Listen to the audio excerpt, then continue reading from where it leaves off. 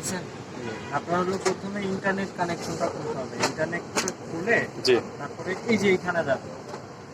জি এখানে যে Windows security নামে একটা অপশন আছে।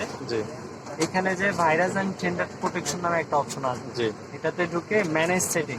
আচ্ছা ম্যানেজ সেটিং এ ঢুকে এই যে রিয়েল টাইম প্রোটেকশন যেটা এটা অফ করতে হবে। জি এটা অফ করে তারপরে এই যে অ্যাক্টিভিটরে ঢুকবেন।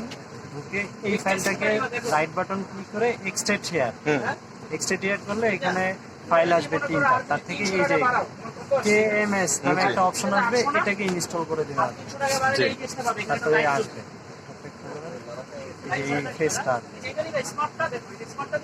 আসলে এই যে অ্যাক্টিভেশন জি অ্যাক্টিভ উইন্ডোজ জি। অ্যাক্টিভ উইন্ডোজে দিয়ে দিবেন। আর নিচে কি অ্যাক্টিভ অফিস কোড এটা হ্যাঁ অফিস, ওই মাইক্রোসফটের এটা হ্যাঁ মাইক্রোসফটে আপনি প্রথমে উইন্ডোজটা করবেন তারপরে অফিসটা করবেন আপনার যখন যেটা লাগে পরে এখানে কন্টিনিউ দেবেন।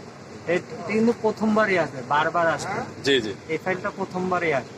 জি এই যে দেখেন এখানে কি লেখা হচ্ছে প্রোডাক্ট সাকসেসফুল অ্যাক্টিভ। তারপর আপনি আবার অ্যাক্টিভেশনে ক্লিক করে অফিস।